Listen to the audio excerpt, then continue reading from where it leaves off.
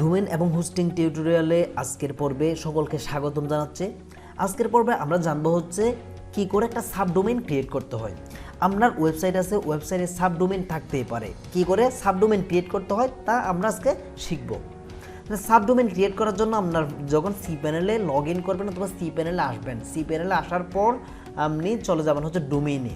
দেখুন এখানে ডোমেইনের মধ্যে এখানে domain, add on domain, subdomain নামক একটা অপশন পেয়ে যাবেন। এটাতে যদি ক্লিক করেন তাহলে এটাতে ক্লিক করার মাধ্যমে আমরা সাবডোমেইনটা ক্রিয়েট করব। ওকে, দেখুন এখানে আমার ডোমেইন আছে হচ্ছে একটা মাত্র, মেইন ডোমেইন একটা আছে। যেহেতু মেইন ডোমেইন মাত্র একটা, মেইন ডোমেইন যদি একটা থাকে তাহলে এখানে একটাই শো করতেছে। মেইন ডোমেইন যদি আমার একের অধিক থাকতো এখানে একের অধিক শো করতো। যেমন ধরুন আমি এখান থেকে যদি আরেকটা আমার হোস্টিংয়ে যাই তাহলে আমি ওখানে আরও কয়েকটা অপশন দেখতে পাবো, মাল্টিপল অপশন দেখতে পাবো। ক্লিক করলাম, এখান থেকে এসে এটাতে ক্লিক করে লগ ইন টু cPanel, আমি আরেকটা cPanel লগ ইন করতেছি।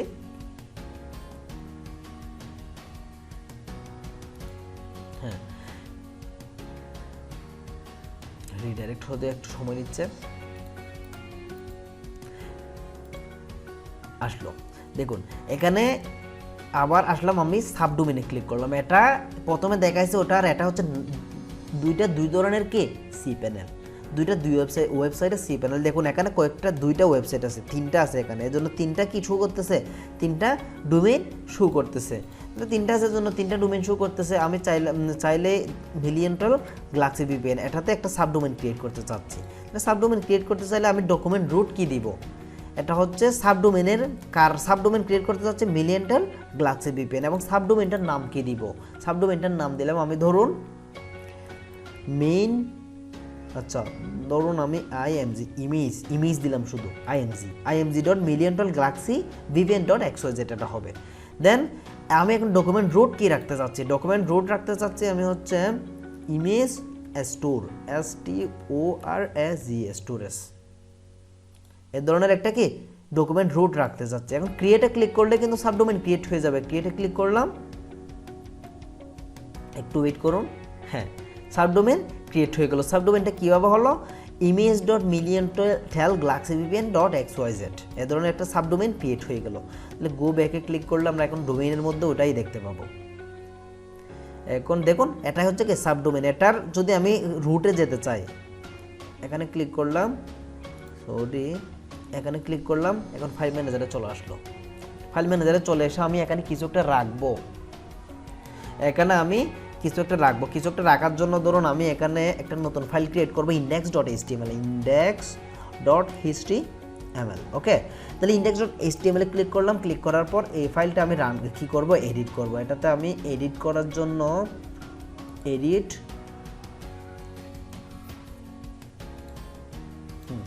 এখানে আমি অল্প একটা কোডিংয়ের মাধ্যমে একটা লাইন অ্যাড করব।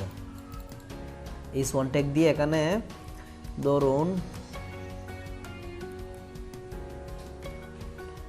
এই ওয়ান ট্যাগ দিয়ে আমার নাম দিলাম, পি ট্যাগ দিয়ে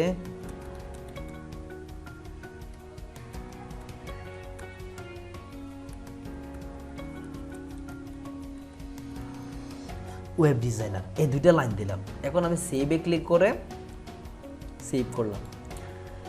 তাহলে দেখুন এখন এটাতে যদি আমি ক্লিক করি কি হয় দেখি, এটা কি রান হইলো, ক্রিয়েট তো করলাম কিন্তু এখন অ্যাক্টিভ হইলো কিনা সেটা দেখবো। এটা অ্যাক্টিভ হইতে অনেক ক্ষেত্রে সময় লাগে, আবার মাঝে মধ্যে নিমিষে হয়ে যায়।